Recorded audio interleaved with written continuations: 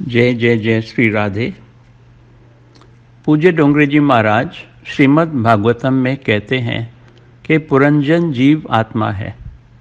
सदा सर्वदा उपकार करने वाले ईश्वर को भूलकर घूमता फिरता हुआ वह 9 द्वार वाली नगरी में प्रविष्ट हुआ। यह नगरी है मानव शरीर। वहाँ पहुँचने पर एक सुंदरी से मिलन हुआ। पुरंजन ने उसका परिचय पूछा। स्त्री ने कहा कि मैं यह तो नहीं जानती कि मैं कौन हूँ, किंतु मैं तुम्हें सुखी अवश्य करूँगी। जिसके जीवन में संयम नहीं है, सदाचार नहीं, धर्मनिष्ठा नहीं है, प्रभु प्रेम नहीं है, वह सुधरा हुआ माना जाए या बिगड़ा हुआ। श्री डोंगरे जी कहते हैं उनका जीवन सुधरा नहीं बिगड़ा ही है। ये जो जीव अपने बिगड़े हुए होने पर भी अपने आप को सुधरे हुए सोचते हैं, वे कहते हैं कि यह स्त्री बड़ी सुंदर है। फिर जाति चाहे कोई भी हो, कुल गोत्र का विचार किए बिना पुरंजन ने उस स्त्री से विवाह किया।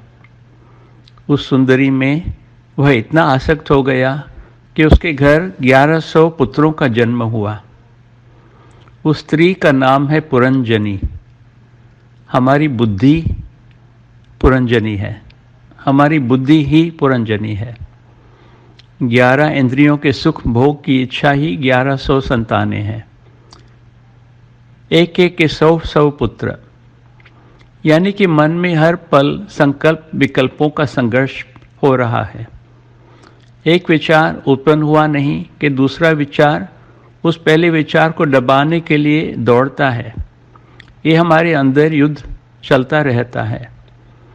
इन 11 इंद्रियों में यह जीव फंस गया है। पुरंजन ने कई वर्षों तक सुख का उपभोग किया।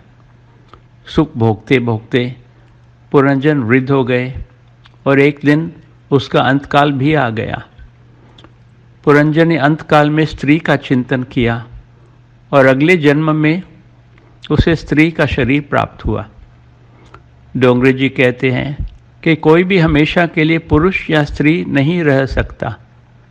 वासना के अनुसार शरीर बदलता रहता है।